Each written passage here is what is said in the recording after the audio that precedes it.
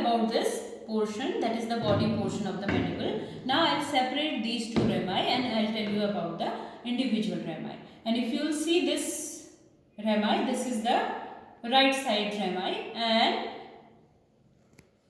this is called its horizontal part and this is called vertical part of the rami.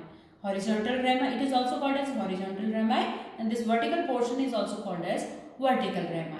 So, and this surface which is outside, lateral side, this surface is called as lateral surface, and here this lateral surface gives attachment to masseter muscle, right? Then another surface which is towards the medial side, this is called as medial surface, and in this medial surface you will find this foramen.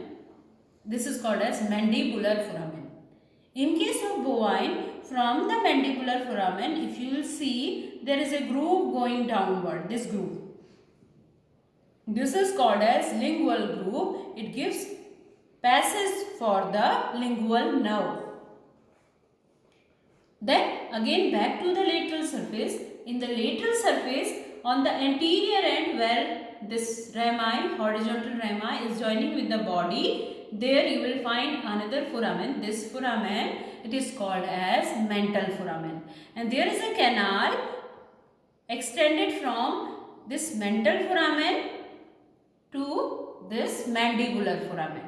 That is called as mandibular canal. It will be inside the bone. This is the mandibular canal which gives passage to the different vessels and nerve supplying to the mandible.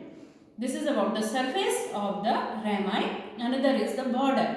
This is one border and another border is this. This is called as dorsal border, and because it is having alveolar sockets for giving attachment to cheek tooth, so it is also called as alveolar border.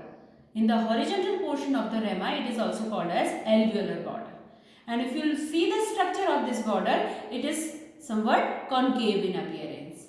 Another border is this. This is called as ventral border and it is convex in appearance, right? Where this horizontal rami meets with the vertical rami, their angle is formed in the mandible. This angle, it is called as angle of mandible. Now the extremity, this is the posterior or dorsal extremity and this is the anterior extremity. Now this extremity, posterior extremity, it contains a horn-like process. This is called as coronoid process, and this coronoid process will articulate with the temporal fossa. Temporal fossa, I told you, it is present in the skull. It is made up of temporal bone and the parietal bone, and the lower portion of it is made up of temporal bone. So it will articulate with the temporal fossa. And another structure is this. This is the condyle of the mandible.